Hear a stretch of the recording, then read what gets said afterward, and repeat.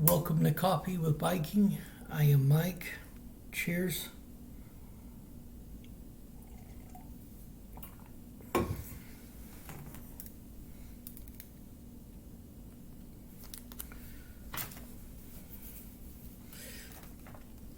Jacob's goodbye to Laban.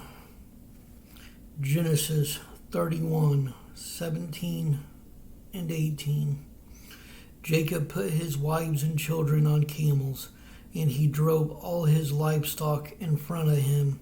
He packed all the belongings he had acquired and set out for the land of Canaan, where his father Isaac lived.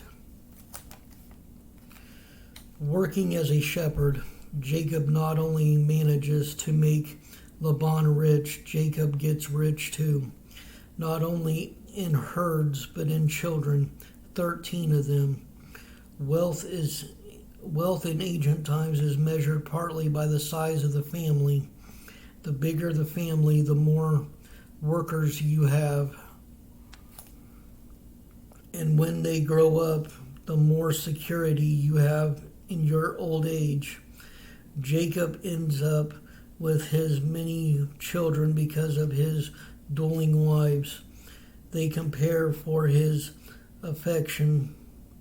They compete for his affection by trying to give him sons. God takes pity on Leah because Jacob doesn't love her like he does Rachel. So God allows her to have 6 sons and a daughter.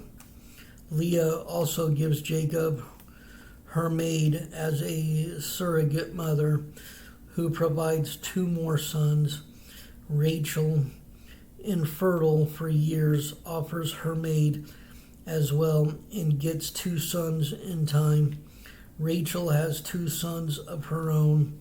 Jacob's favorite boys, Joseph first and then Benjamin, who is born on the road trip back to Canaan.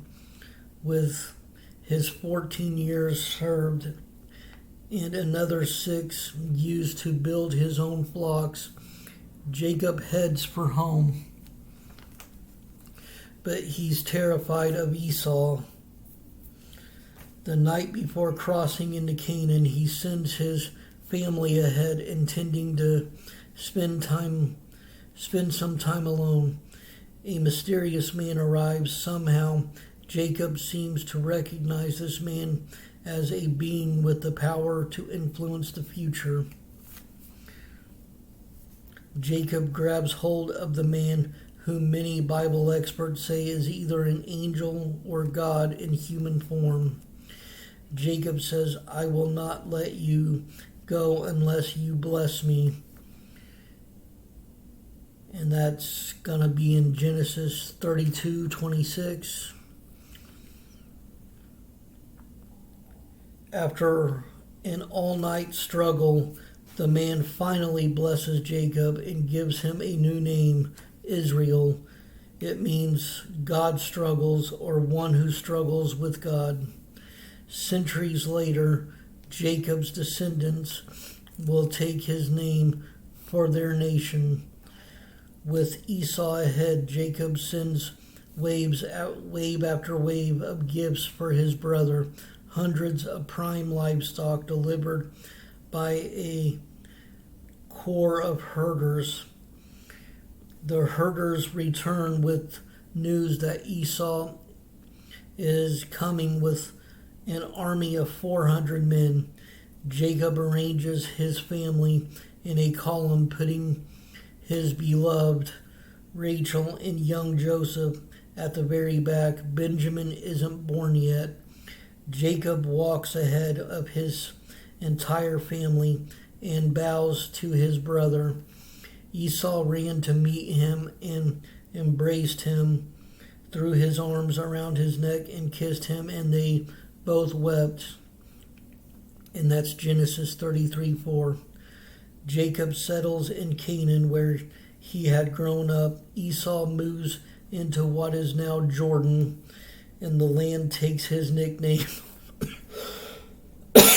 Edom, which means red.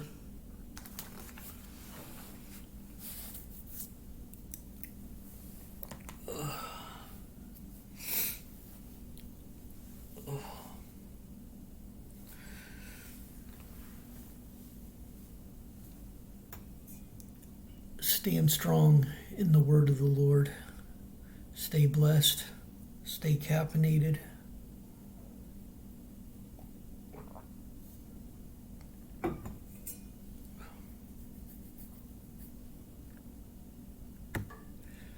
Much love.